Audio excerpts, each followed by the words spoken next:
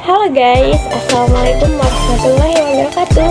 Perkenalkan, nama saya Hairunisa. Saya dari Prodi D3 Keperawatan Samarinda. Sebelumnya saya di sini akan menjelaskan sedikit tentang patofisiologi. Ada 3 penyakit. Yang pertama penyakit tetanus, yang kedua ada penyakit rabies, yang ketiga ada penyakit difteri. Baik, di sini saya akan menjelaskan patofisiologi mengenai penyakit tetanus.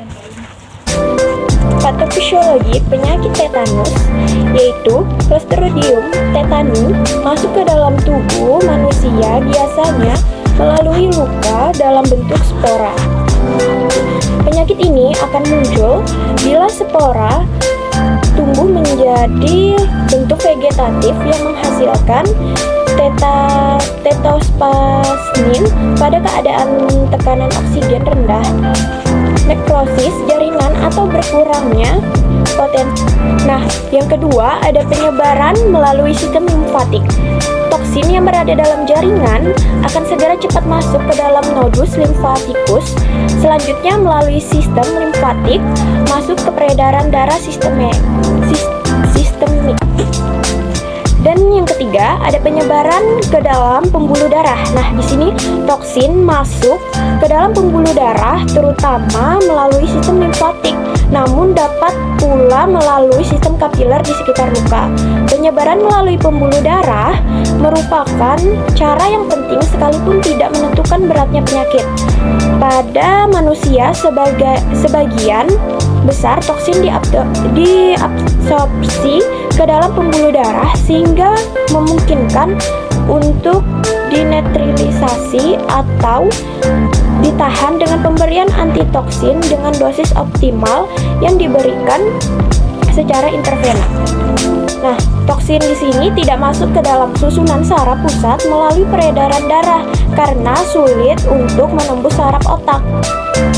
Sesuatu yang sangat penting adalah toksin bisa menyebar ke otot-otot lain, bahkan ke organ melalui peredaran darah sehingga secara tidak langsung meningkatkan transport toksin ke dalam susunan saraf. Dan yang terakhir yaitu toksin masuk ke susunan saraf pusat.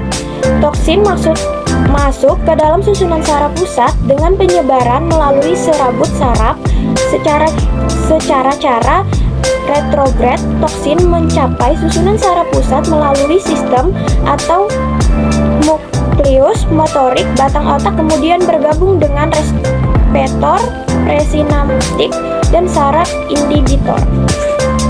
Nah, tadi kan saya sudah menjelaskan patofisiologi penyakit mengenai penyakit tetanus, dan yang kedua ada patofisiologi penyakit rabies.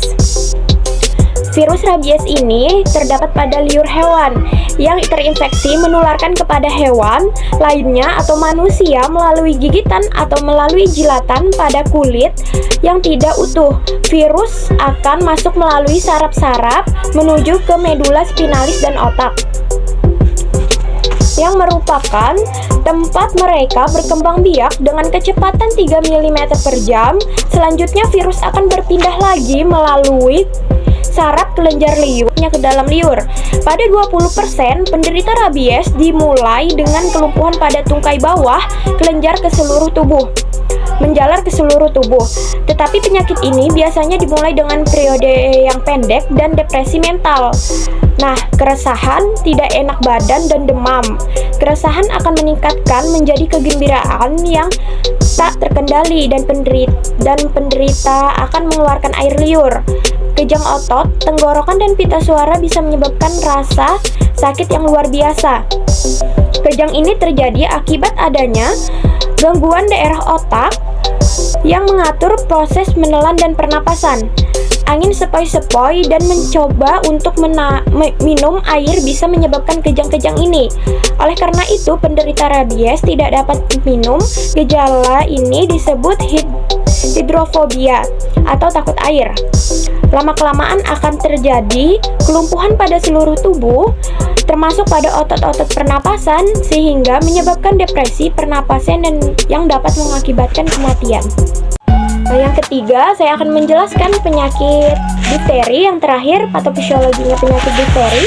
yaitu difteri masuk ke hidung atau mulut di mana hasil akan menempel di mukosa saluran napas bagian atas, kadang-kadang kulit, mata atau mukosa.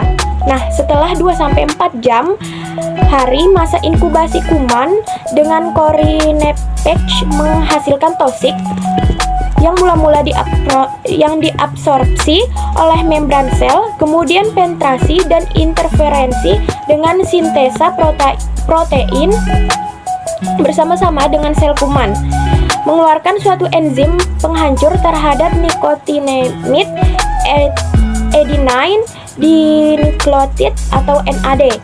Nah, sehingga sintesa protein terputus karena enzim dibutuhkan untuk memindahkan asam amino dan RNA dengan memperpanjang rantai polipeptida. Akibatnya terjadi nekros sel yang menyatu dengan nekrosis jaringan dan membentuk eksudat yang mula-mula dapat diangkat. Produksi toksin kian meningkat dan daerah infeksi makin meluas. Akhirnya terjadi eksudat fibrin, perlengketan dan membentuk membran yang berwarna bersama-sama dengan sel kuman, mengeluarkan suatu enzim penghancur terhadap nikotinamid adenine dinukleotid atau NAD. Nah, sehingga sintesa protein terputus karena enzim dibutuhkan untuk memindahkan asam amino dan RNA dengan memperpanjang rantai polipeptida. Akibatnya terjadi nekros sel yang menyatu dengan nekrosis jaringan dan membentuk eksudat yang mula-mula dapat diangkat.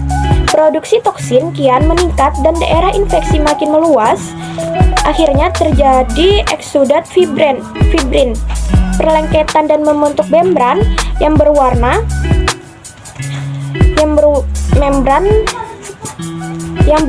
abu-abu sampai hitam tergantung jumlah darah yang tercampur dari pembentukan membran tersebut. Apabila diangkat, maka akan terjadi pendarahan dan akibatnya menimbulkan difteri. Hal tersebut dapat menimbulkan beberapa dampak antara lain yaitu sesak nafas sehingga menyebabkan pola nafas tidak efektif, anoreksia sehingga penderita tampak lemah sehingga terjadi intoleransi aktivitas. Sekian penjelasan patofisiologi penyakit mengenai difteri, rabies, dan tetanus. Makasih teman-teman yang udah nonton. Semoga ilmunya bermanfaat untuk kalian semua.